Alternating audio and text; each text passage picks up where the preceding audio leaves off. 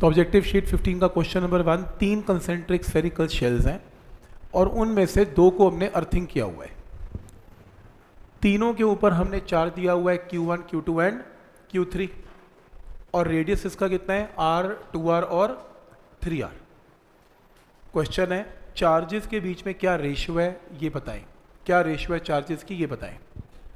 तो इसके अंदर क्या करना है, जहाँ जहाँ अर्थ कनेक्ट हो जाती है वहाँ का पोटेंशियल क्या हो जाता है, ज़ीरो।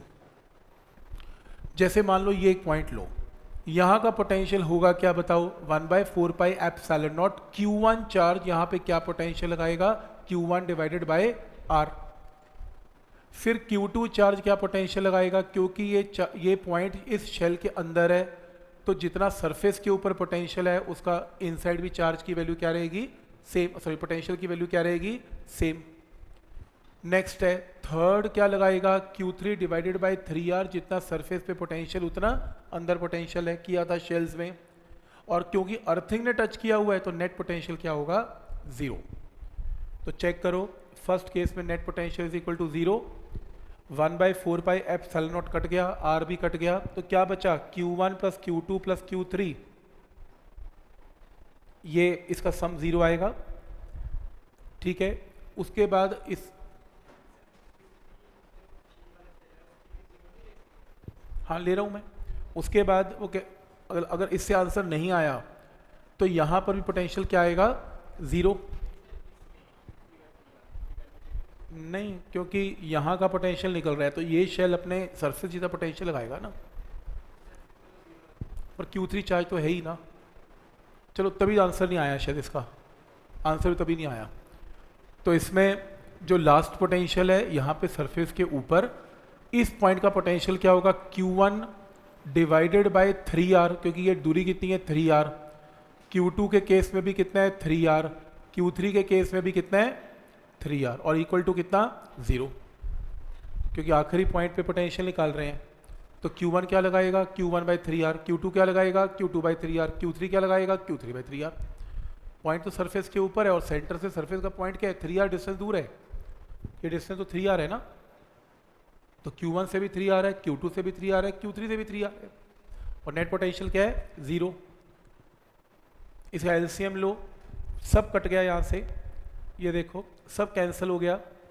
कैंसिल होने के बाद यहाँ पे कैंसिल होने के बाद ये क्या इक्वेशन आ गई, Q1 plus Q2 plus Q3 equal to 0। Answer mark कर लो, Q1 plus Q2 plus Q3 equal to 0, answer आ गया। तो कुछ नहीं करना, आपके पास कुछ है भी नहीं करने के लिए। जहाँ अर्थिंग ने टच किया वहाँ का पोटेंशियल तीनों चार्जेस का उठा के 0 कर देना और इक्वल टू 0 करके आंसर आ जाएगा। मेथड समझ में आ रहा है, क्या लॉजिक है इसमें, ठीक है। तो हिट एंड ट्रायल है, पहले अंदर के पोटेंशियल को 0 कर लो, फिर बाहर के पोटेंशियल को 0 कर लो, कहीं से आंसर तो मैच कर ही जाएगा।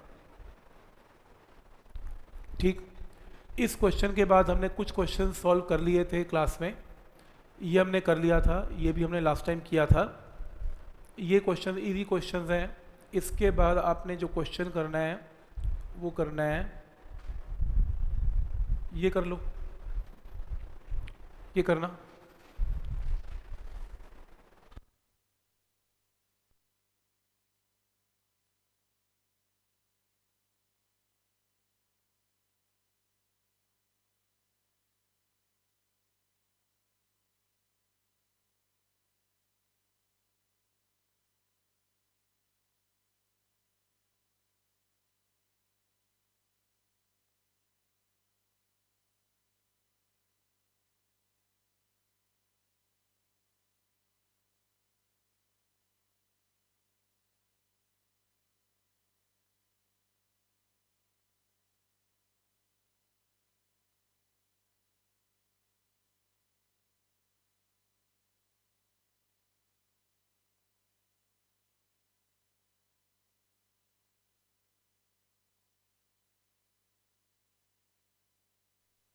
Spheres of radii R1 R2 are charged to same potential, correction कर लेना, are charged to same potential, potential दोनों का सेम है, और फिर उसको वायर के साथ कनेक्ट कर दिया। Electric field of the sphere क्या है, इलेक्ट्रिक फील्ड की वैल्यू क्या है ये बताओ।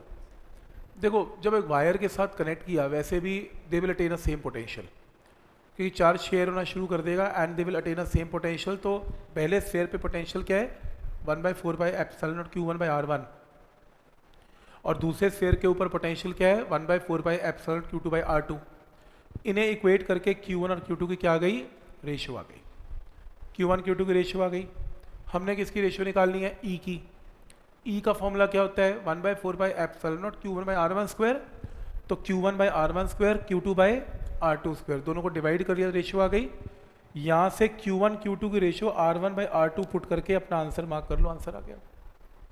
तो पहले V को इक्वेट करो, V को इक्वेट करके चार्ज की रेशियो आ गई, फिर चार्ज की रेशियो आ गई, E की रेशियो में चार्ज की रेशियो को पुट करके E की रेशियो आ गई।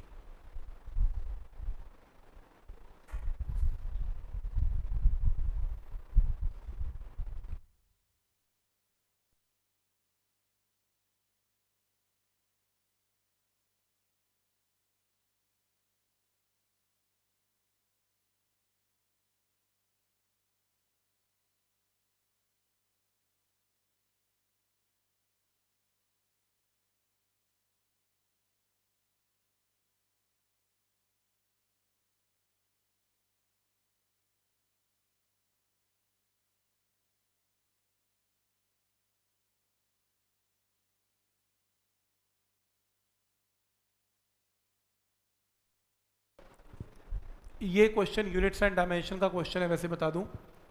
वो कह रहे हैं बताओ ये क्वांटिटी क्या है, ये क्वांटिटी क्या है। अब इसको करने के लिए तो एक काम करना पड़ेगा, पहले यूनिट्स एंड डायमेंशन से, डायमेंशन फॉर्मूला से फोर्स का फॉर्मूला लिखें। फोर्स के फॉर्मूले से एप्सिलॉन नॉट एक तरफ, बाकी टर्म्स एक तरफ। Charge is 80, charge is 80, force is mlt minus 2, r is l square. Epsilon not का डायमेंशन फॉर्मूला निकाल लें। l का पता है। पोटेंशियल डिफरेंस क्या होता है, work done by charge. Work done क्या होता है, ml टू t माइनस 2, और चार्ज क्या होता है, एम्पियर इन टू टाइम, और टाइम का t। ये सारे चारों की चारों क्वांटिटीज़ को यहाँ पुट करें। यहाँ पुट करेंगे तो आपके पास सब कट जाएगा और क्या बचेगा, एम्पियर। एम्पियर का मतलब ये क्वांटिटी क्या है, करंट। तो ये तरीका है करने का, आप सभी क्वांटिटीज़ को निकाल लें इसमें। इन सभी क्वांटिटीज़ को यहाँ पुट कर करके सब कैंसिल करने के बाद सिर्फ एम्पियर बचेगा, आंसर आएगा। तो पॉइंट समझ में आ रहा है कि इस टाइप की क्वांटिटी को कैसे आइडेंटिफाई करना है। मतलब शक्ल देख के आइडेंटिफाई नहीं होने वाली है, कहीं सोचो कि मैंने क्वांटिटी पढ़ रखी है, कुछ ही पढ़ रखा। तो आप लोग क्या करोगे, इसे डायमेंशन फॉर्मूला पुट कर करके चेक करके आंसर मार्क करोगे। इसके बाद आपकी जो नेक्स्ट ऑब्जेक्टिव शीट है वो है ऑब्जेक्टिव शीट नंबर 16। इसके अंदर फर्स्ट क्वेश्चन तो हमने ऑलरेडी किया हुआ है, हमने एनसीईआरटी में किया था कि अगर ये पॉजिटिव प्लेट है तो ये दोनों के दोनों पॉजिटिव हैं, और अगर ये नेगेटिव प्लेट है ये दोनों के दोनों नेगेटिव है। पॉजिटिव नेगेटिव का एक कैपेसिटर है, पॉजिटिव नेगेटिव का एक कैपेसिटर है, कुल मिला के 2 कैपेसिटर्स हैं।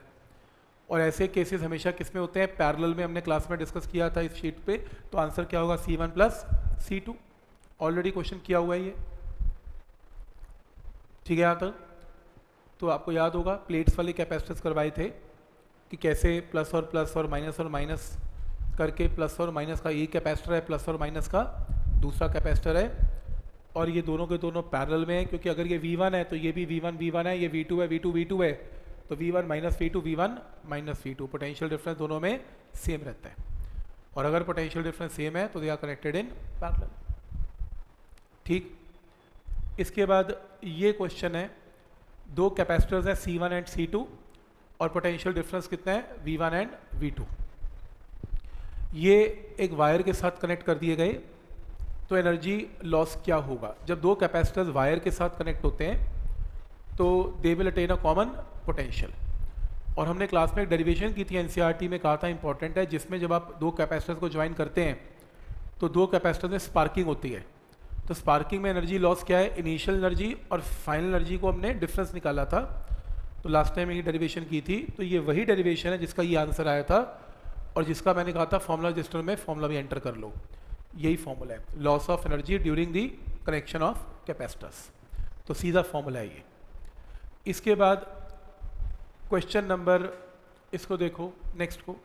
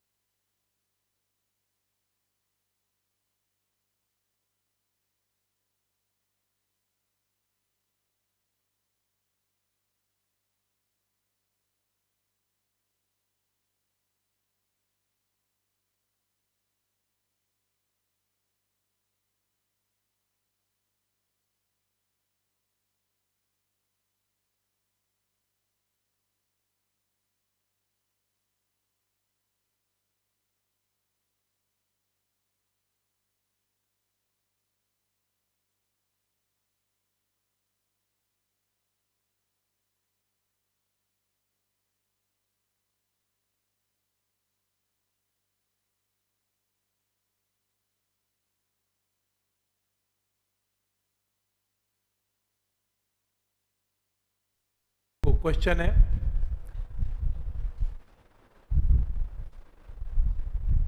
कि इसमें आपको क्या गिवन है, 2 आइडेंटिकल पैरेलल प्लेट कैपेसिटर्स है, 100 वोल्ट की बैटरी के साथ कनेक्टेड है। अ dielectric slab of dielectric constant 4 is inserted between the plates of the second capacitor. तो अगर ये दोनों कैपेसिटर सी एंड सी है और हमने डाइलेक्ट्रिक डाल दिया तो कैपेसिटेंस बिकम के टाइम्स, तो कैपेसिटेंस कितनी हो गई 4C। Potential difference across the capacitor आपको बताना है, इसमें और इसमें पोटेंशियल डिफरेंस कितना है V1 V2। हमने लास्ट टाइम एक शॉर्टकट किया था कि जो इनकी कैपेसिटेंस की रेशियो है उसके रेसिप्रोकल में पोटेंशियल की रेशियो होती है। कैसे, ये भी मैंने करके भी दिखाया था, क्योंकि चार्ज की वैल्यू दोनों कैपेसिटर्स पे क्या होने वाली है, सेम, चार्ज तो सेम है। तो मान लो पहली कैपेसिटेंस C1 है और V1 है और दूसरी कैपेसिटेंस C2 और V2 है, तो C1 V1 किसके इक्वल है, C2 V2, तो V1 बाई V2 किसके इक्वल है, C2 बाई C1। तो पोटेंशियल डिफरेंस कैपेसिटेंस की रेशियो के उल्टा जो है रेशियो में रहता है। तो अगर कैपेसिटेंस की रेशियो 1:4 है, पोटेंशियल डिफरेंस की रेशियो 4:1 है, तो शॉर्टकट लगा लेना है।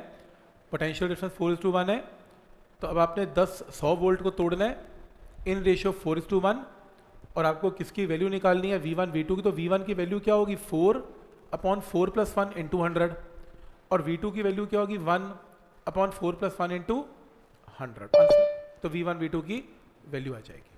तो मेन चीज़ इसमें क्या है कि जो कैपेसिटेंस की रेशियो है, जो आपकी कैपेसिटेंस की रेशियो है, पोटेंशियल डिफरेंस की रेशियो उसके इन्वर्सली प्रोपोर्शनल होती है। तो अगर आपकी कैपेसिटेंस की रेशियो 1:4 है तो पोटेंशियल डिफरेंस की रेशियो 4:1 है। क्या ये पॉइंट समझ में आ रहा है, कैसे करना है इसमें, ये तो क्लियर है, यहाँ तक डाउट है चित्ते, ठीक है, समझ में आ रहा है। Next, equivalent capacitance C1 C2 C3 capacitor की जब वो पैरेलल में कनेक्टेड है 12 है। पैरेलल कनेक्शन में क्या होता है, C1 + C2 + C3 = 12 है। अब वो कह रहा है कि जब C1 C2 C3 का प्रोडक्ट 48 है, C1 C2 C3 का प्रोडक्ट 48 है, जब C1 C2 पैरेलल में है तो इक्विवेलेंट 6 है। C1 C2 पैरेलल का मतलब C1 + C2 कितना है, 6 है। इन सभी को सॉल्व करके C1 C2 C3 निकालना है। तो यहाँ से C1 + C2 क्या है, 6, यहाँ पुट कर दो तो क्या आएगा, C3 आ जाएगा। C3 आ गया, ऊपर कहीं भी पुट कर दो C1 C2 भी आ जाएगा। तो इन सबको सॉल्व करके C1 C2 and C3 can be calculated. C3 तो पहले आ गया, फिर C1 C2 भी आ जाएगा। बट मेन इक्वेशन समझ में आ रही है कैसे करनी है, पैरेलल कॉम्बिनेशन में कैसे करना है इस क्वेश्चन को, ठीक है। तो यहाँ से ये 3 इक्वेशंस हैं, इन तीनों को साइमल्टेनियसली सॉल्व करना है और C1 C2 और C3 की वैल्यू कैन बी कैलकुलेटेड।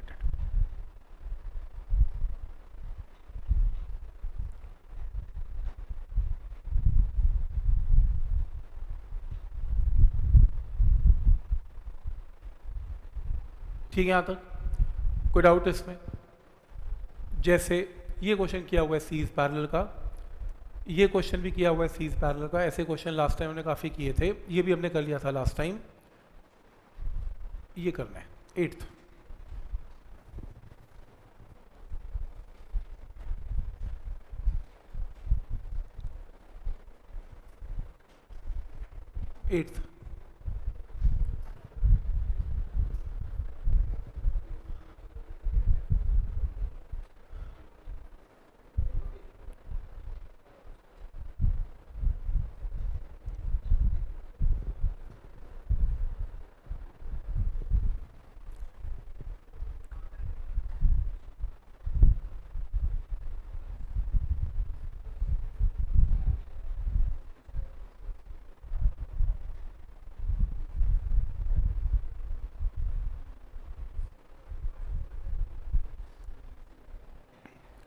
देखो क्वेश्चन है 3 capacitors each of capacity 4 are to be connected in such a way that effective capacitance is 6।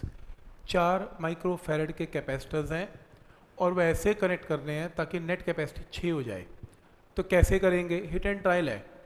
पहले इन्हें पैरेलल में लगा दो, आंसर नहीं आएगा, 4 + 4 + 4 आंसर आएगा ही नहीं। कह रहे फिर इसको 2 सीरीज़ में लगा दो और एक पैरेलल में लगा दो। तो जब मैंने 2 सीरीज़ में लगाए और एक पैरेलल में लगाए तो 4 और 4 सीरीज में विल गिव 2 और 2 और 4 पैरेलल में विल गिव 6, आंसर 6 आ गया, डन हो गया। तो हिट एंड ट्रायल है, आपको ए ऑप्शन नहीं सूट करती अब बी ऑप्शन करके देखें, नहीं करती अब सी ऑप्शन करके देखें, कहीं से आंसर तो 6 आएगा ही आएगा। क्लियर है यहाँ तक? कोई डाउट इसमें? ठीक है, नेक्स्ट क्वेश्चन।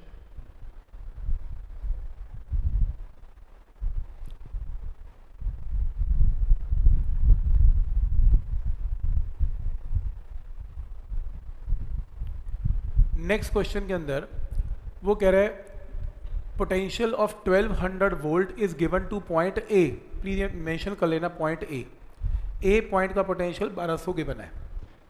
फिर आगे ये 3 गिवन है, 4 और 2 पैरेलल में है, विल गिव 6, और फिर ये अर्थ है, अर्थ किस पोटेंशियल पे होती है? 0। तो एक कोने का पोटेंशियल 1200 है, एक कोने का पोटेंशियल 0 है। ठीक है यहाँ तक? अब इस क्वेश्चन के अंदर what is the potential at point P, तो मुझे पोटेंशियल डिफरेंस नहीं निकालना, फर्क है। अगर मैं कहता पोटेंशियल डिफरेंस निकाल लो 3 माइक्रोफैरड में, क्वेश्चन कुछ और था। मेरा क्वेश्चन है इस पॉइंट पे पोटेंशियल बताओ क्या है। मेरे को एक बात समझ में आती है कि अगर इस पॉइंट का पोटेंशियल 1200 है तो इस प्लेट का पोटेंशियल 1200 है। इस पॉइंट का पोटेंशियल Vp है तो ये यहाँ पे कॉपी हो जाएगा, कितना? Vp, और यहाँ पे क्या हो जाएगा? Vp। और अगर ये 0 वोल्ट है तो ये भी कितने वोल्ट पे हो जाएगा? 0 वोल्ट। तो साथ के पोटेंशियल कॉपी हो गए इसमें। अब चार्ज की वैल्यू दोनों कैपेसिटेंस पे सेम है, क्यों? Because both are connected in series. तो बोलो इस पे चार्ज क्या होगा? इस कैपेसिटेंस को पोटेंशियल डिफरेंस से मल्टीप्लाई कर दें, और इनका पोटेंशियल डिफरेंस है कितना? 1200 माइनस Vp, तो C इंटू पोटेंशियल डिफरेंस। तो हमें C पता है, पोटेंशियल डिफरेंस पता है, चार्ज आ गया। फिर इस पे चार्ज क्या है? C को इनके पोटेंशियल डिफरेंस से मल्टीप्लाई कर दो, पोटेंशियल डिफरेंस कितना है? Vp माइनस 0, इसको C से मल्टीप्लाई कर दो, इक्वेट करो, चेक कर लो, Vp आ गया आंसर। तो क्या करना है? इस प्लेट का पोटेंशियल डिफरेंस को C से मल्टीप्लाई करना है, और इस प्लेट के पोटेंशियल डिफरेंस को इसके C से मल्टीप्लाई करना है, तो चार्ज आ जाएगा, और सीरीज में चार्ज की वैल्यू रिमेन्स सेम। तो एक नई टाइप की प्रॉब्लम है, तो इस तरीके से इस प्रॉब्लम को सॉल्व किया जाता है। क्लियर है यहाँ तक? Vp की वैल्यू आ गई इसमें। सर एक बार फिर से बता दो प्लीज। इसके अंदर क्या करना है? ये पोटेंशियल 1200 है और ये 0 है, ये 1200 है, तो देखो ना बीच में कोई रेजिस्टेंस लगी नहीं हुई, तो ये प्लेट 1200 वोल्ट पे आ जाएगी।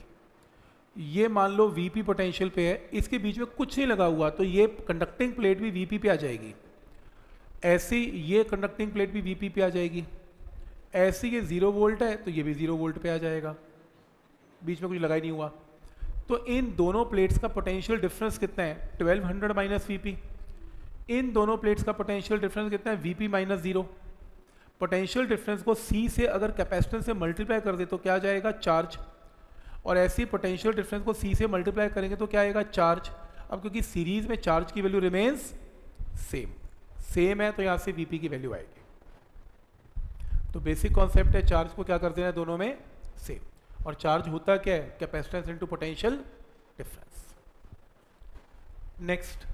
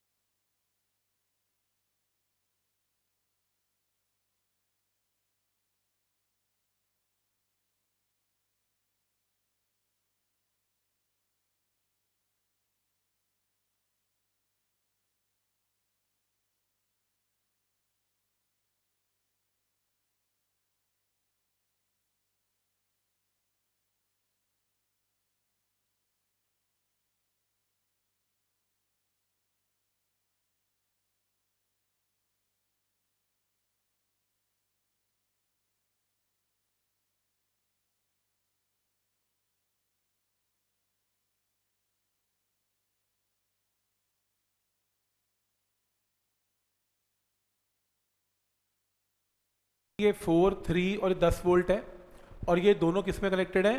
पैरेलल में। तो मैंने एक काम किया, 1 और 5 पैरेलल में क्या आ गया? 6 आ गया। अब मेरे को क्या निकालना है? मुझे चार्ज निकालना है 4 माइक्रोफैरेड पे क्या चार्ज है। अगर मैं एक स्टेप और फालतू करूं तो मुझे समझ में आता है 4 और 6 किस में कनेक्टेड है? सीरीज में। तो मेरा डायग्राम कुछ ऐसा बनेगा, 4 इंटू 6 डिवाइडेड बाई 4 प्लस 6 और ये कितना है? 3 माइक्रोफैरेड।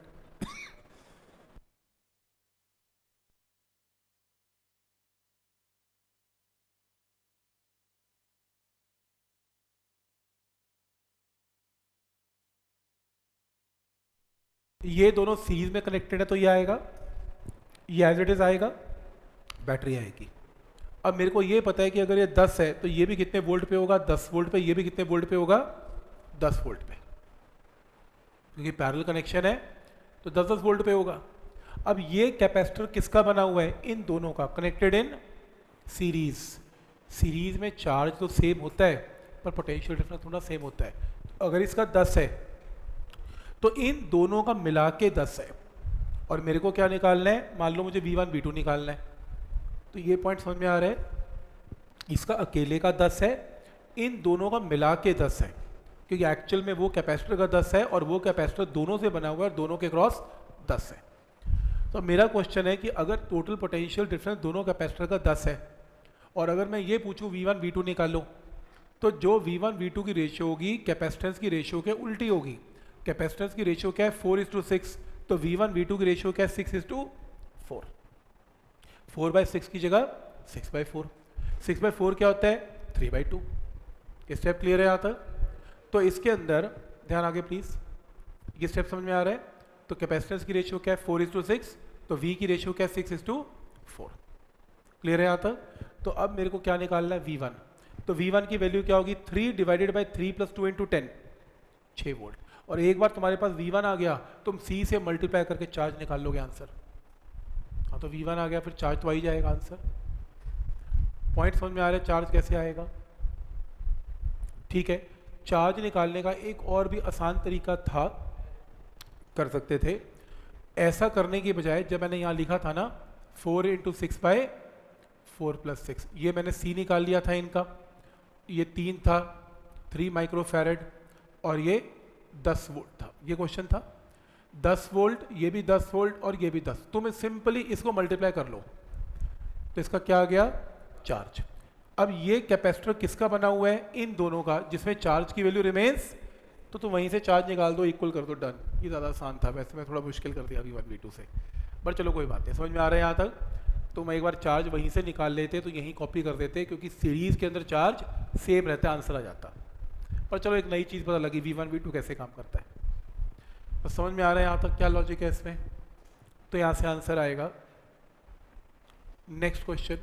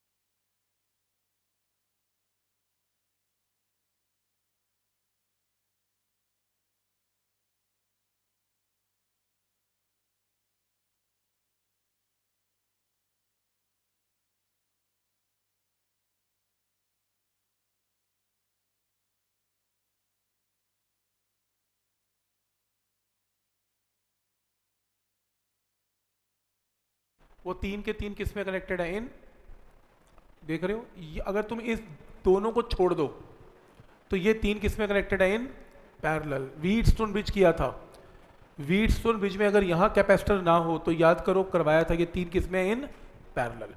और शॉर्टकट करवाया था, सीधा बोल दिया करो 3 + 2 + 1 6। तो अब आपका नया डायग्राम क्या बन गया? 6 6 और 6। ठीक है यहाँ तक? और कितने वोल्ट की बैटरी है? 12 वोल्ट की बैटरी है। क्वेश्चन है what is the charge on 2, इसके ऊपर चार्ज बताना है क्या है। ठीक, इसके ऊपर चार्ज बताना है क्या है। अब मैंने रीड्रॉ करके डायग्राम ऐसा बना दिया। अब मेरे को पता है कि ये तीनों के तीनों किस में कनेक्टेड है? सीरीज में, 6 6 6 सीरीज में। आंसर क्या आएगा? 2।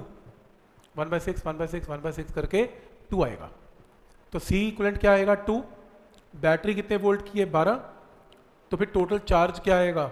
मल्टीप्लाई करो सी को वी के साथ, 24।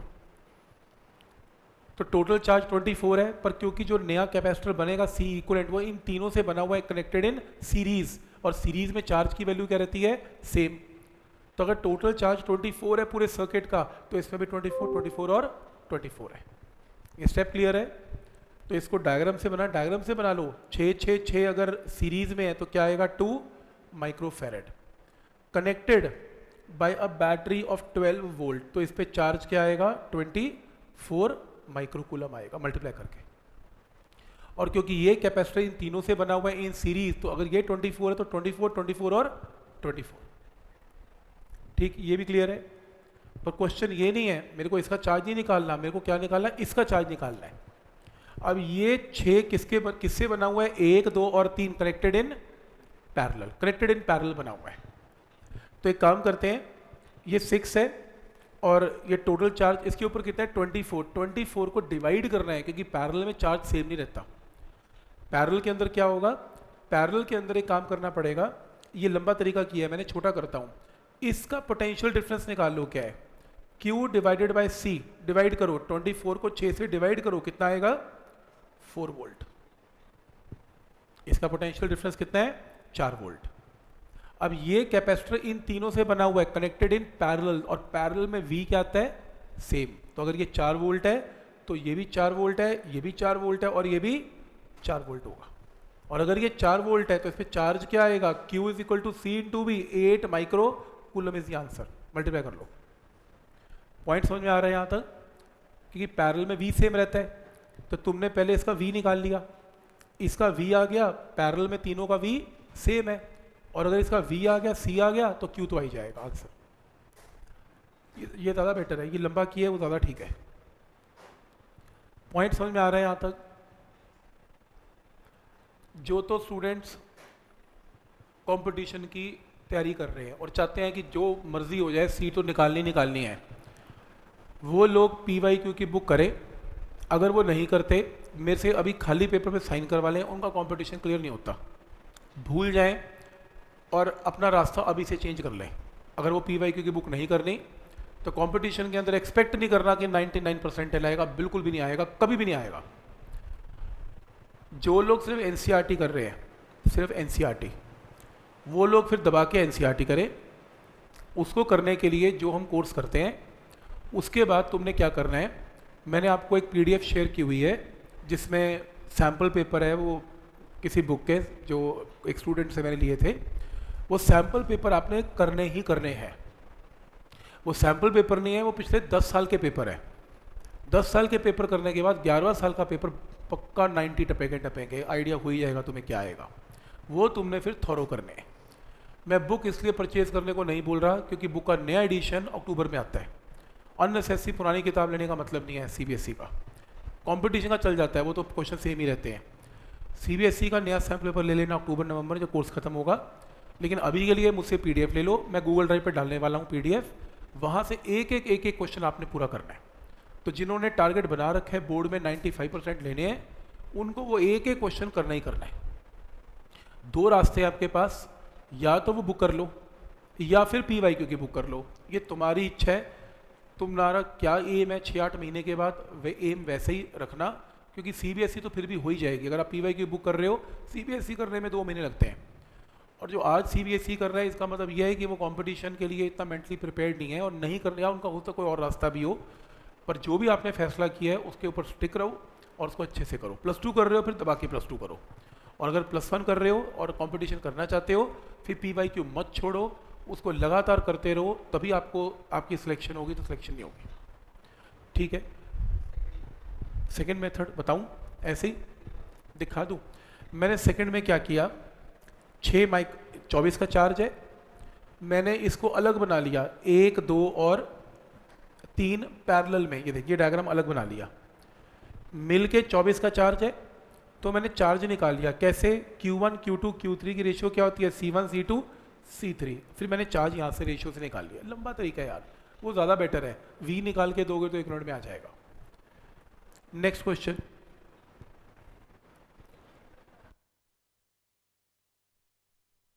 है ना कि आप इसमें क्या करें, इसमें V निकाल लें बस, डिवाइड करके Q/C, V 4 वोल्ट आएगा। Q पता है, C पता है, Q/C V। ये कैपेसिटर इन तीनों का बना हुआ है पैरेलल में, पैरेलल में V सेम रहता है, तो ये 4 वोल्ट है, ये 4 वोल्ट है और ये 4 वोल्ट है, तो इसका Q क्या होगा, C × V 8। आंसर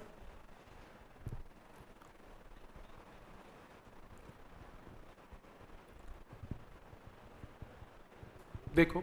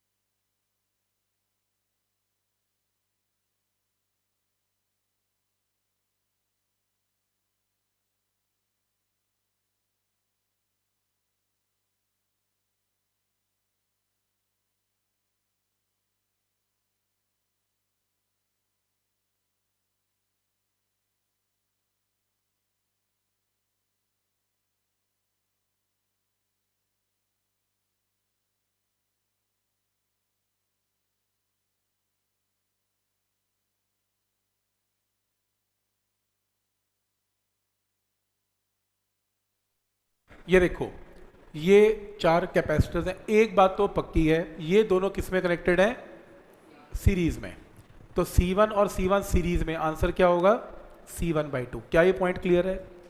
फिर ये भी क्लियर है कि ये तीनों किस में कनेक्टेड है, पैरेलल में, पैरेलल में इन तीनों को ऐड करो, आंसर क्या आएगा, 5C1/2।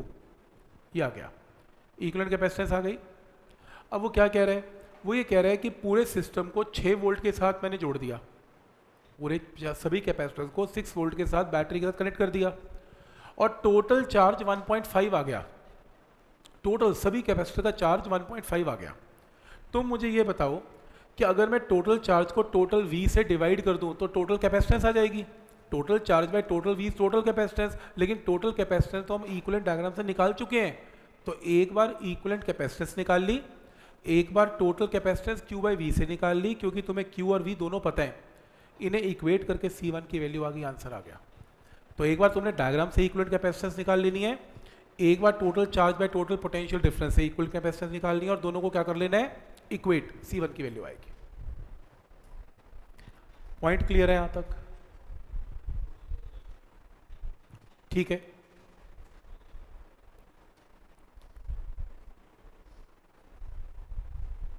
कोई डाउट इसमें?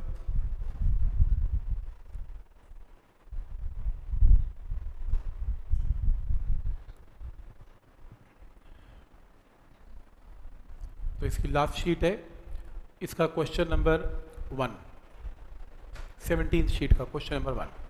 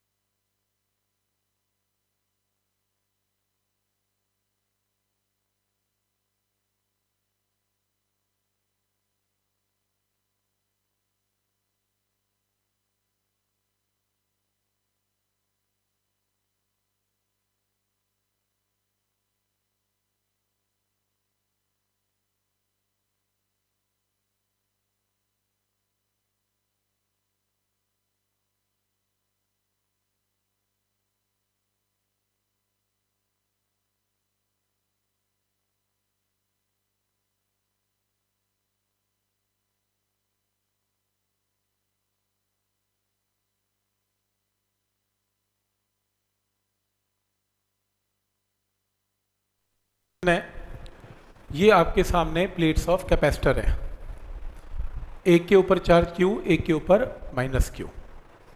इसमें दो स्लैब्स हैं, एक स्लैब कंडक्टिंग स्लैब है, एक स्लैब डाइलेक्ट्रिक स्लैब है।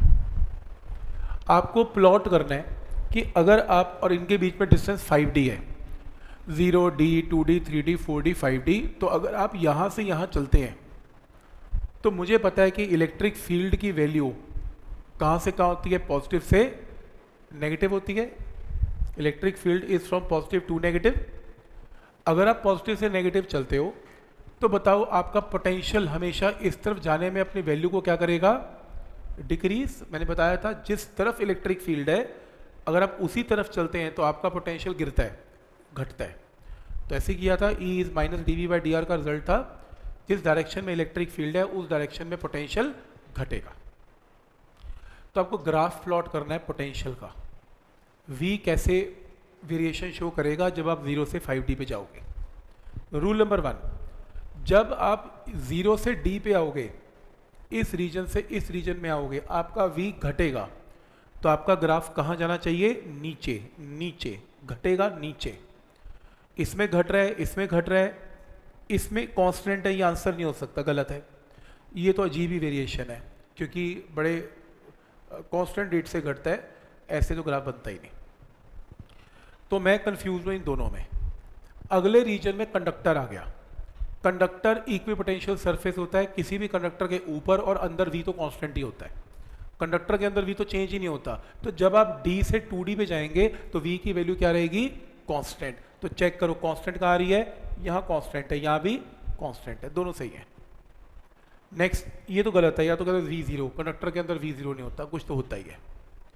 फिर उसके बाद अगला रीजन फिर एयर आ गया, फिर पोटेंशियल घटेगा क्योंकि जैसे जैसे राइट जाओगे पोटेंशियल और कम होगा, और कम होने में ये कह रहे हैं पोटेंशियल बढ़ेगा। ऐसे कैसे बढ़ेगा, पोटेंशियल और घटेगा। पोटेंशियल हर वक्त घटता ही जाएगा क्योंकि जैसे जैसे आप इलेक्ट्रिक फील्ड की तरफ जाओगे पोटेंशियल डिक्रीज होता जाएगा, जो सिर्फ इसी वेरिएशन में है, बाकियों में तो है ही नहीं। इसमें तो बढ़ रहा है, ये तो हो नहीं सकता, ये तो हो ही नहीं सकता। इसमें तो वो कह रहे हैं 0 है, 0 तो होता ही नहीं है, ये हो नहीं सकता। तो ये आंसर है। तो समझ में आ रहा है कि पहले रीजन में पोटेंशियल घट रहा है, फिर कंडक्टर में कांस्टेंट है, फिर बाहर घट रहा है, डाइलेक्ट्रिक में घट रहा है, एयर में घट रहा है, तो घटता जा रहा है, डिक्रीज होता जा रहा है। आंसर ठीक। नेक्स्ट क्वेश्चन,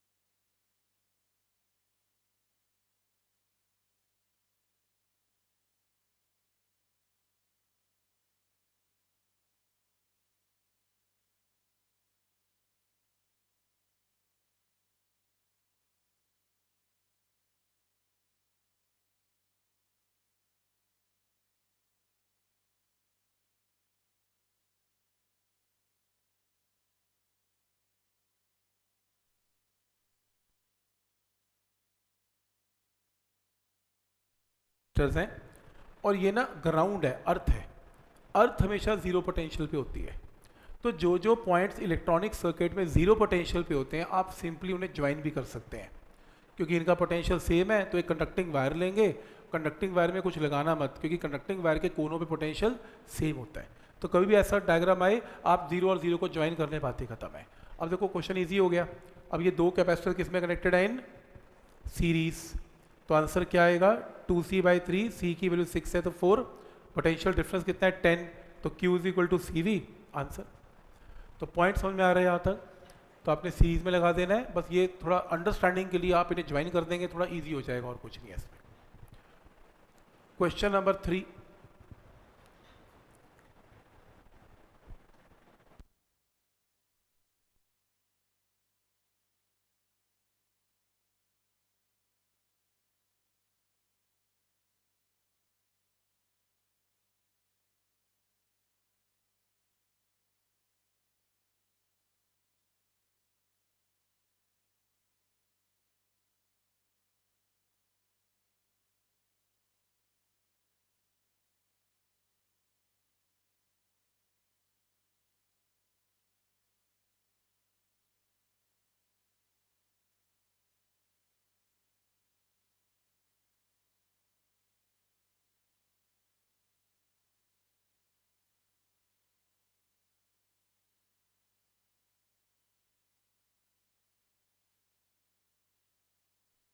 सामने ये एक कैपेसिटर की प्लेट्स हैं end plate A is given a charge of Q, ए के ऊपर Q चार्ज है और B के ऊपर 3Q चार्ज है।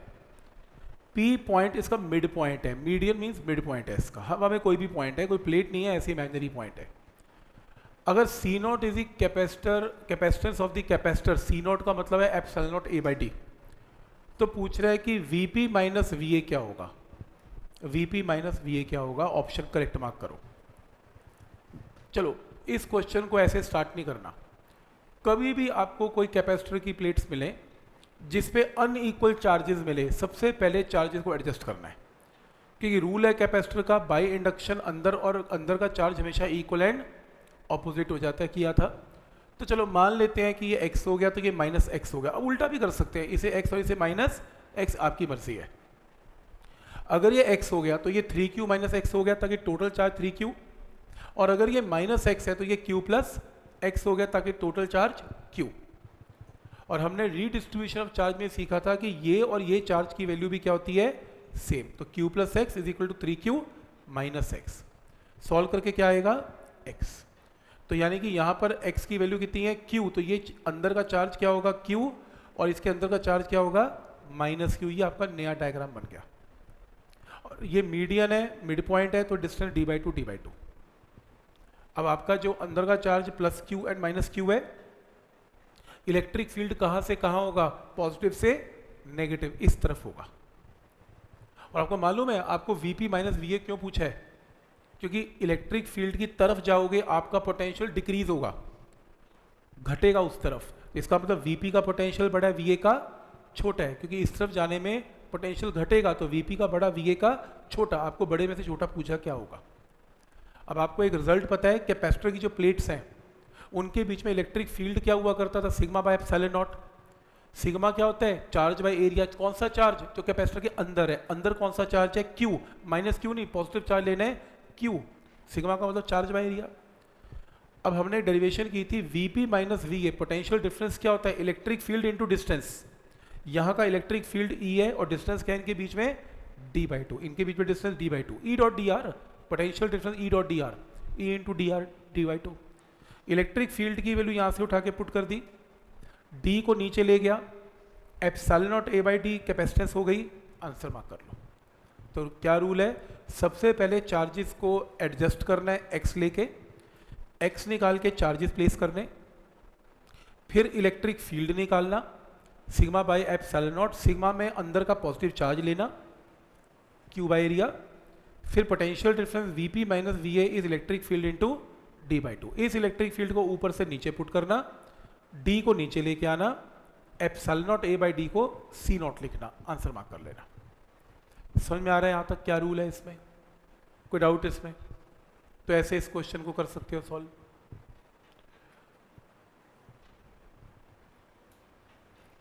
और अगर ये इतना क्लिक नहीं करता, चलो नहीं किया क्लिक, ऐसे करना है, तो हिट एंड ट्रायल, ऑप्शन उठा लो। मान लो आपकी ऑप्शन आपने पहली क्या उठा ली, मान लो आपने ऑप्शन ये उठा ली, चलो ये उठा ली, जो मर्जी ये उठा ली, ये उठाई, C नॉट को क्या पुट करोगे, epsilon not A by D, reciprocal लोगे तो ये आएगा।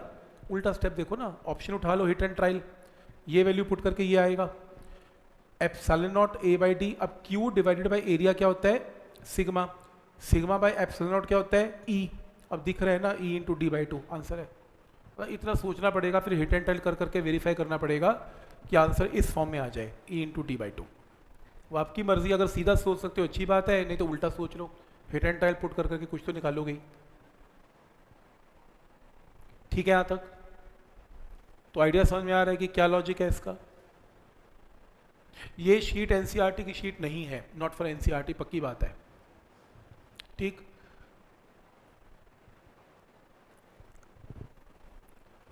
नेक्स्ट देखो फिर से,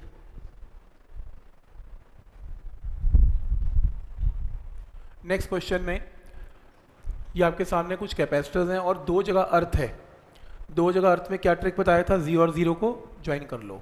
तो ज्वाइन करके क्या बन गया, 2 and 2 सीरीज में हो जाएंगे, 2 and 2 सीरीज में विल गिव 1। तो ये डायग्राम बन गया। आपको इक्विवेलेंट क्या निकालना है, कैपेसिटेंस निकालनी है ए और बी के बीच में। ए और बी यहाँ पे बनेगा, ए एंड बी यहाँ बनेगा। ये बनेगा डायग्राम, ठीक है, यही बनेगा ना, 2 और 2 के बीच में ए और बी है। अब इस ए और बी में अगर पोटेंशियल वी ए है और इसका पोटेंशियल अगर वी बी है, तो इसका पोटेंशियल भी क्या होगा, V A minus V B, और इसका पोटेंशियल भी क्या होगा, V A minus V B. ये पैरेलल में कनेक्टेड है, पोटेंशियल डिफरेंस सेम है। और इसका भी क्या होगा, नीचे वाले का भी V A minus V B, क्योंकि तीनों की तारें ए और बी से कनेक्टेड है। 3 कैपेसिटर ए और बी में जाके अपनी एंट्री कर रहे हैं, तो पोटेंशियल डिफरेंस तीनों में क्या रहेगा, exactly same, V A minus V B, V A minus V B, V A minus V B. तो तीनों आर कनेक्टेड इन पैरेलल, तो नेट आंसर क्या आएगा, 2 + 2 + 1 5। ये समझ में आ रहा है कैसे? मैंने बताया था कि जैसे ए और बी पॉइंट है, ए और बी पॉइंट में अगर तुम एक कैपेसिटर लगाओ, अगर तुम ये कैपेसिटर लगाओ और अगर तुम ये कैपेसिटर लगाओ, तो पोटेंशियल डिफरेंस तीनों के across V A minus V B, यही तो लगा रहा हूँ मैं। तो 3 कैपेसिटर लगा रहा हूँ ए और बी के बीच में, तो 3 आर कनेक्टेड इन पैरेलल। नहीं तो अदरवाइज क्या होगा, तुम्हें ऐसा लगेगा कि ये दोनों पैरेलल में है और आंसर इसके साथ सीरीज में, आपको ऐसा लगना स्टार्ट हो जाएगा। तो ये डायग्राम से की बजाय तुम ए और बी प्लॉट करो, यहाँ पे ए बी बनाओ और बी, अब नहीं होएगा, जब तुम ए और बी पॉइंट फिक्स कर लोगे अब नहीं होगा। अब इसमें ये भी कनेक्टेड है, ये भी कनेक्टेड है और ये भी कनेक्टेड है, तो तीनों की तीनों किस में कनेक्टेड है, इन पैरेलल। क्लियर है यहाँ तक? तो ये इसका आंसर है 4th का। 5th देखो,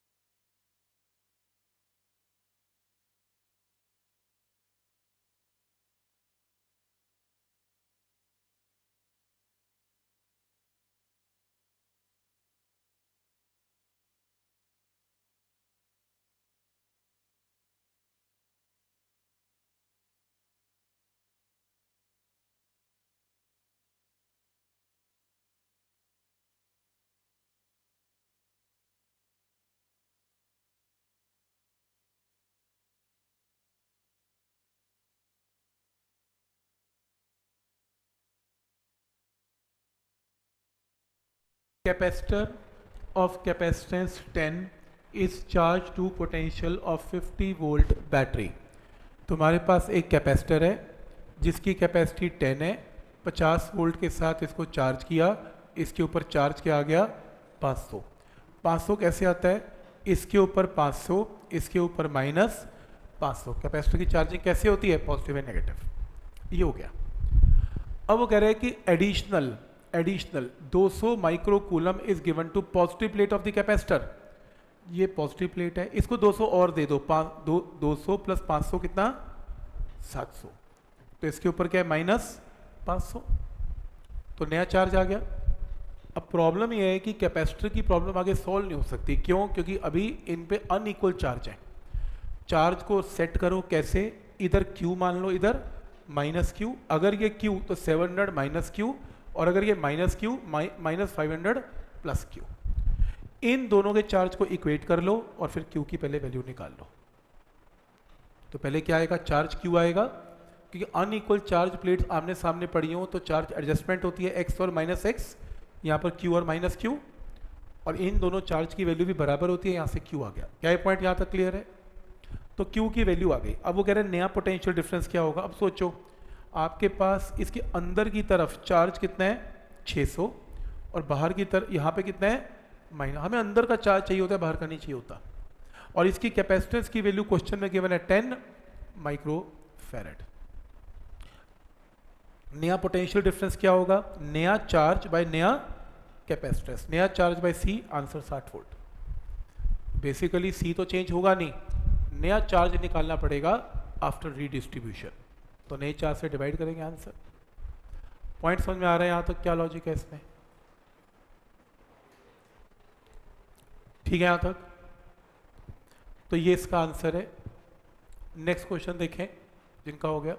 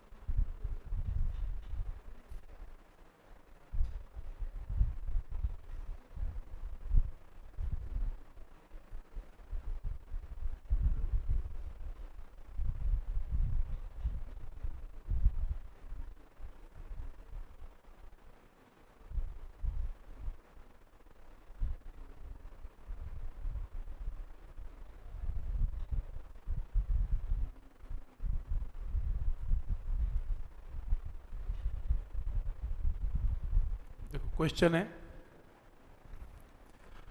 इसमें 190 वोल्ट की बैटरी है, कुछ कैपेसिटर्स हैं, आपको पोटेंशियल डिफरेंस निकालना है ए और बी का।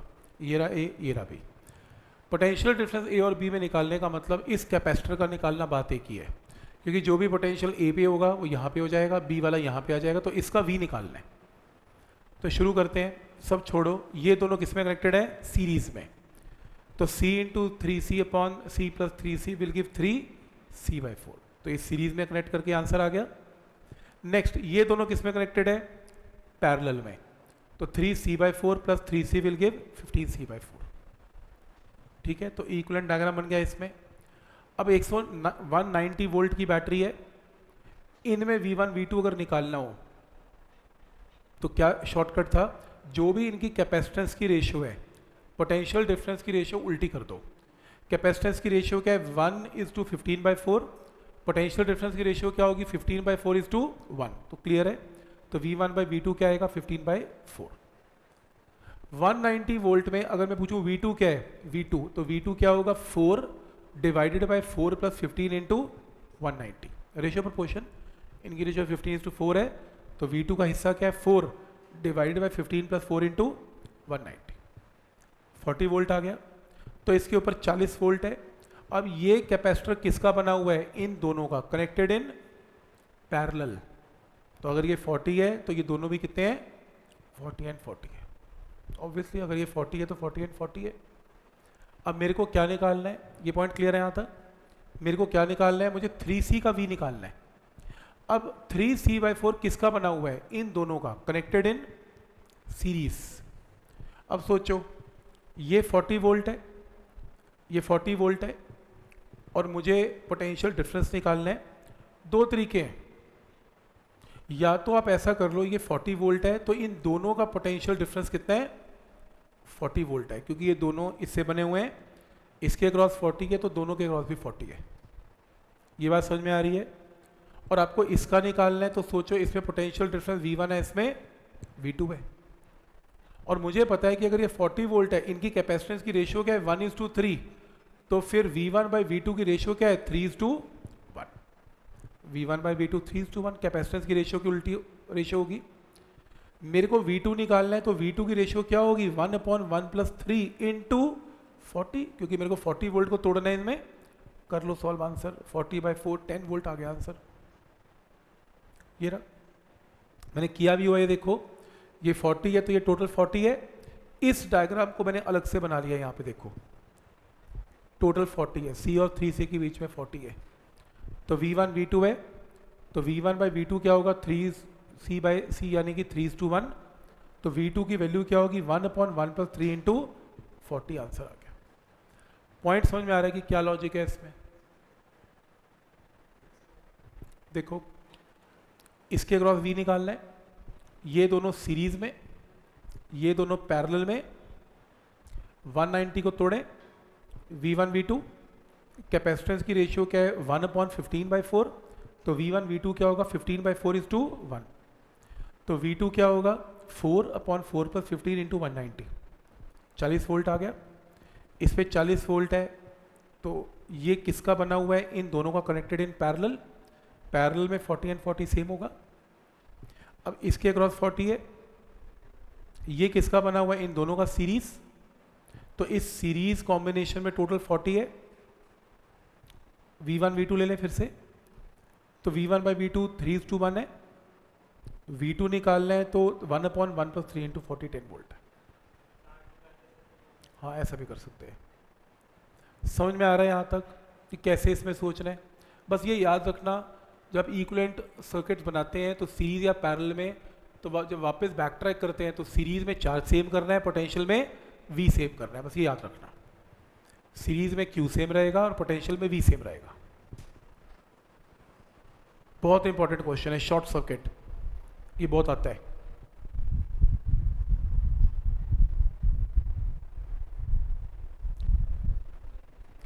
इसमें ये गिवन है, देखो ये तो क्लियर है, ये तीनों व्हीटस्टोन ब्रिज के अंदर किया था, ये तीनों किसमें कनेक्टेड है, पैरेलल में, ये तो छोड़ ही दें। प्रॉब्लम इसकी है, ये अजीब सा सर्किट है।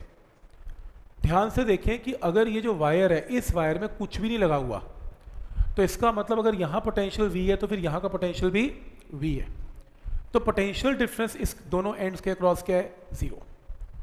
और अगर पोटेंशियल डिफरेंस 0 है तो कैपेसिटर किसी भी हालत में चार्ज नहीं हो सकता, क्योंकि जब पोटेंशियल डिफरेंस ही 0 है तो चार्ज कहाँ से होगा, चार्ज क्या होगा, 0। वो यही पूछ रहा है कि बताओ इस सर्किट में 5 के ऊपर चार्ज क्या इकट्ठा होगा, होगा ही नहीं, क्योंकि ये वायर ने इसे क्या किया हुआ है, शॉर्ट सर्किट कर रखा है। शॉर्ट सर्किट का मतलब एक बाईपास रास्ता बना रखा है, जिसमें यहाँ और यहाँ का पोटेंशियल क्या किया हुआ है, सेम। मैं सेम कॉन्सेप्ट दो और एग्जांपल लेता हूँ इसके, और समझ में आएगा शॉर्ट सर्किटिंग क्या होती है। हम करंट एंड इलेक्ट्रिसिटी में ये चीज़ डिस्कस करेंगे। मैं आपसे करंट इलेक्ट्रिसिटी में ये पूछूंगा जब चैप्टर चलेगा, ये पहली रेजिस्टेंस है, ये दूसरी है और ये तीसरी है, और मैं पूछूंगा ये तीनों के तीनों किस में कनेक्टेड हैं, आप कहोगे सीरीज में, सही है। मैं क्या करूंगा, मैं एक वायर लूंगा और एक वायर R2 के ऊपर ऐसे कनेक्ट कर दूंगा, कर दिया। अब यहां से सोचो करंट आएगा, जंक्शन आएगा, करंट कुछ इधर जाना चाहता है, ऑब्वियसली करंट नीचे ऊपर से जाएगा, करंट डिवाइड होगा। करंट को डिवाइड करने का क्या प्रिंसिपल है, जिस तरफ रेजिस्टेंस ज़्यादा है उस रास्ते पे करंट कम जाएगा, और जहाँ रेजिस्टेंस कम है वहाँ ज़्यादा जाएगा। अब करंट ने फैसला किया यहाँ पे, यहाँ तो रेजिस्टेंस ही नहीं है, तो सारा का सारा करंट यहीं से बाईपास हो जाएगा और इसमें बिल्कुल करंट नहीं जाएगा। अगर इसकी थोड़ी भी रेजिस्टेंस होती, हाँ फिर डिवाइड हो जाता, पर कोई ऐसा रास्ता जो रेजिस्टेंस ही ऑफर नहीं कर रहा, सारा करंट वहाँ से जाएगा। तुम खुद सोचो, मान लो एक यहाँ पे एक बहुत पॉपुलेटेड सिटी है, शहर बसा हुआ है, बुरा हाल है, ट्रैफिक जैम। लो ज़ीरकपुर की बात कर लेते हैं, ज़्यादा दूर नहीं जाते, लगा हुआ है घंटों का ट्रैफिक जैम, और गवर्नमेंट कहती है एक और रास्ता है बिल्कुल खाली पड़ा है, तो कहाँ से जाओगे? ऑब्वियस वहीं से जाओगे जहाँ आपको रेजिस्टेंस कम ऑफर होगी, वहीं सारा ट्रैफिक कहाँ से निकलेगा? फिर उधर से कौन जाएगा? उधर से जाएगा। तो यानी कि जहाँ कम रास्ता वहीं पे सारे चार्जेस को मूव करना है। इसे बोलते हैं, गवर्नमेंट कहती है बाईपास बना दिया, हम बोलते हैं शॉर्ट सर्किट कर दिया। तो शॉर्ट सर्किट, शॉर्ट बना दिया इसका, तो सारा करंट यहाँ से बाईपास हो जाएगा। तो बिल्कुल ऐसे ही है, हम इलेक्ट्रिसिटी में पढ़ेंगे इसे। तो जब शॉर्ट सर्किट एक ऐसी वायर से होता है जिसमें ना कैपेसिटर लगी होती है ना रजिस्टर, तो यहाँ पे कोई चार्ज नहीं है, तो आंसर में क्या मार्क करना है इसका? 0। ये नहीं करना। नेक्स्ट देखो, इसमें ये वाला,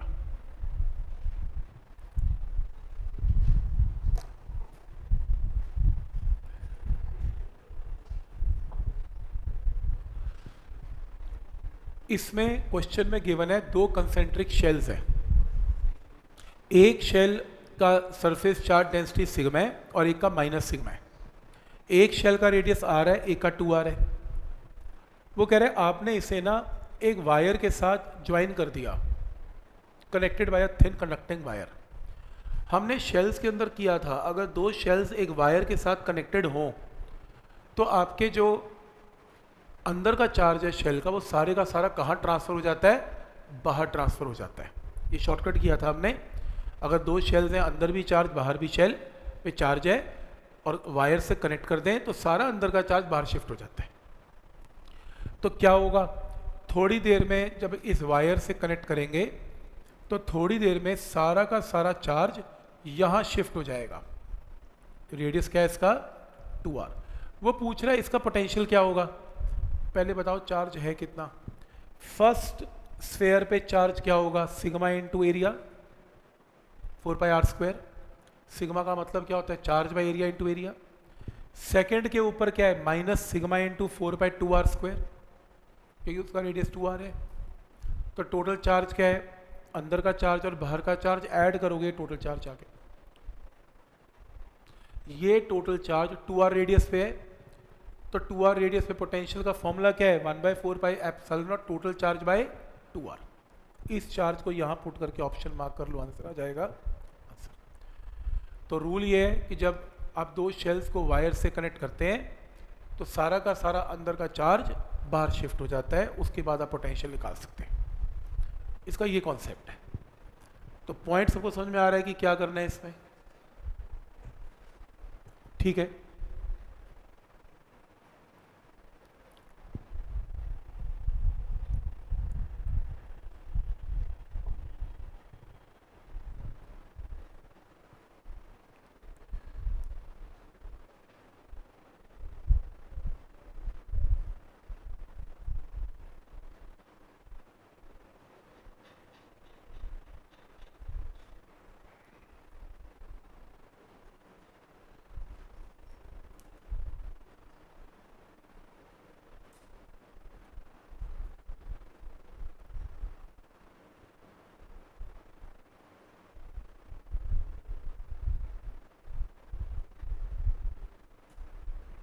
ठीक है, यहाँ तक। नेक्स्ट है, सपोज, नहीं ये रहने दो, आप करो ये क्वेश्चन, बहुत इंपॉर्टेंट है। ऐसे क्वेश्चन बहुत आते हैं पेपर में।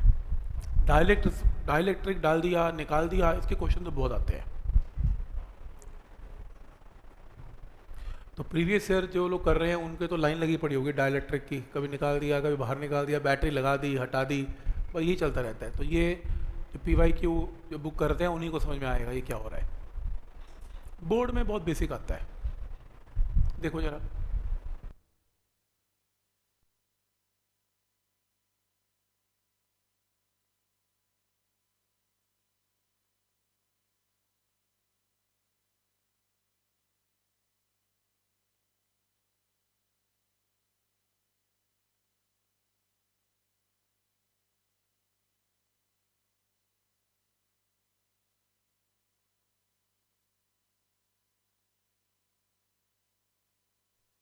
हमने 2 आइडेंटिकल कैपेसिटेंस है, आइडेंटिकल समझते हो, C एंड C कैपेसिटेंस है। और एक कैपेसिटर के अंदर ऑलरेडी डाइलेक्ट्रिक डला हुआ है। मुझे एक रिजल्ट बताओ, अगर एक कोई कैपेसिटेंस सी उसमें डाइलेक्ट्रिक डाल दें तो कैपेसिटेंस बिकम के टाइम्स के सी, और अगर डाइलेक्ट्रिक निकाल दें तो कैपेसिटेंस बिकम 1/k टाइम्स, तो इट बिकम्स सी। डाल दें तो के टाइम, हटा दें तो 1/k टाइम्स। क्लियर है यहाँ तक? ठीक है। अब इसमें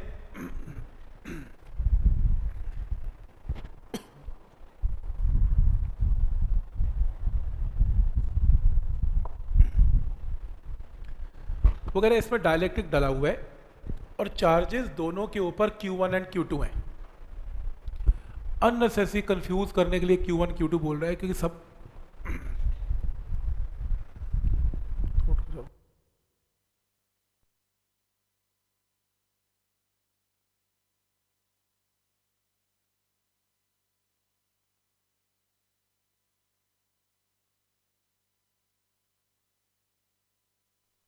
सीरीज में लगने के बाद चार्ज की वैल्यू क्या रहती है? सेम। तो Q1 और Q2 दोनों बराबर है। अब वो कहता है कि मैंने इसमें से डाइलेक्ट्रिक निकाल दिया, हटा दो, अब चार्जेस चेंज हो जाएंगे। तो नए चार्ज क्या होगा? Q1 डैश Q2 डैश, वो अलग बात है, Q1 dash Q2 dash same ही होंगे, सीरीज है। तो रेशियो बोलो इन दोनों नए और पुराने चार्ज की रेशियो क्या होगी, ये क्वेश्चन है। चलो केस नंबर 1, पहली कैपेसिटेंस C, दूसरी कैपेसिटेंस KC, बैटरी E, तो ये दोनों सीरीज में है, तो equivalent capacitance C1 C2 by C1 plus C2, simplify करके ये आ गया। तो बताओ चार्ज क्या होगा? इस इक्विवेलेंट कैपेसिटेंस को बैटरी की वोल्टेज से क्या कर दें? Multiply, answer. तो ये चार्ज की वैल्यूज आ गई, Q1 Q2 आ गया ना, क्योंकि हमने इक्विवेलेंट कैपेसिटेंस निकाल दी, इक्विवेलेंट कैपेसिटेंस को बैटरी की वोल्टेज से मल्टीप्लाई कर दिया, हमारे पास टोटल चार्ज आ गया। अब टोटल चार्ज की वैल्यू सीरीज में क्या रहती है? सेम, तो दोनों पे चार्ज की वैल्यू एग्जैक्टली सेम। पहला चार्ज आ गया। केस नंबर 2 कहता है जी डाइलेक्ट्रिक निकाल दो, निकाल दिया, तो कैपेसिटेंस KC की जगह क्या हो गई? C। दोनों सीरीज में है तो इक्विवेलेंट कैपेसिटेंस C/2, C/2 को बैटरी से मल्टीप्लाई करो, नया चार्ज आ गया, नया चार्ज आ गया, पुराना चार्ज आ गया, दोनों को डिवाइड कर दो, आंसर आ गया। तो पॉइंट समझ में आ रहा है? दोनों को डिवाइड कर दो, आंसर आ गया। मिलता जुलता क्वेश्चन आपके एनसीईआरटी के 3 नंबर में इस बार बोर्ड के पेपर में आया हुआ है। सेम तो नहीं कहूँगा, ये लेवल है आपकी आज की डेट में सीबीएसई बोर्ड का, और जो कि मेंस का लेवल भी कुछ कुछ थोड़ा सा इससे ऊपर ही है, कम नहीं है कैपेसिटर्स में, पर है ऐसा ही कि डाइलेक्ट्रिक डाल दिया, निकाल दिया, बैटरी डाल दी, निकाल दी, ऐसा वो गेम खेलते रहते हैं।